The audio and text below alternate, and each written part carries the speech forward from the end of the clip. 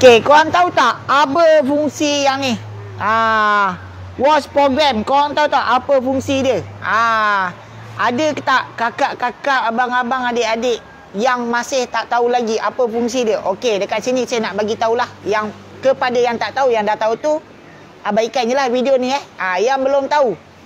Fungsi dia ni, normal dengan gentle. Ni apa? Okey.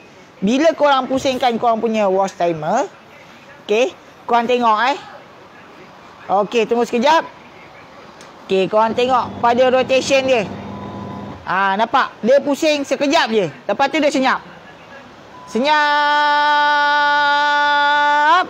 Lepas tu dia pusing balik.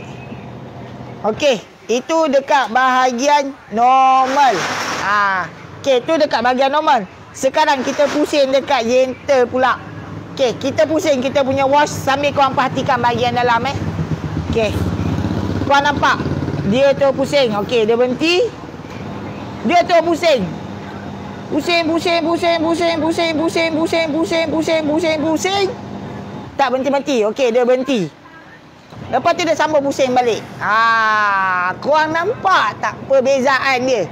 Pusingan dekat bahagian normal dengan gentle. Maksudnya bahagian normal ni pusingan dia sekejap saja. Okey, saya pusingkan korang tengok Okey, saya pusingkan normal. Dia untuk bahagian normal, basuhan dia pusingan dia sekejap je. Zet, dah berhenti.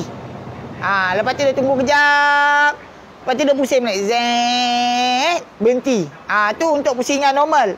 Tu senang cakap basuh kain baju yang ringan-ringan. Kalau korang nak basuh kain baju yang jenis tebal, jean apa semua, korang tukarlah ke bahagian gentle ni. Sebenarnya dia dua, tak tulis gentle, dia tulis strong.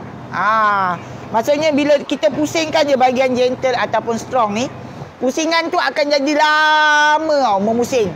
Maksudnya dia punya kocakan air apa semua, dia punya pusingan basuhan dia tu cantik lah, bagus. Dan kuat. So dapat tak tips tu?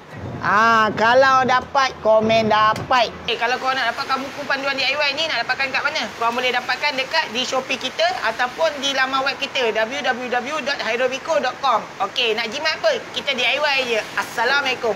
Bye-bye.